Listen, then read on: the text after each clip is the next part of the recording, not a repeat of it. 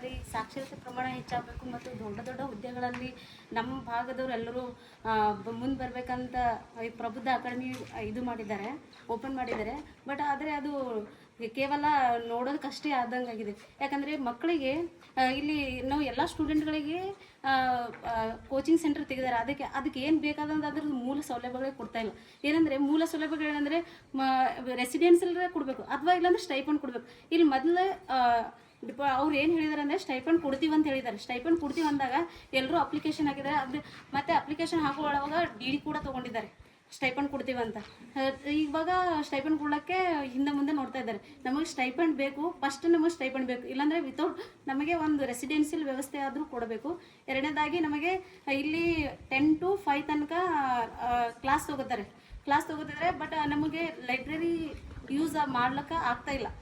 ಹಾಗಾಗಿ ನಾವು 24 hours ಲೈಬ್ರರಿದು ವ್ಯವಸ್ಥೆ ಮಾಡ್ಬೇಕು ನಮ್ಗೆ.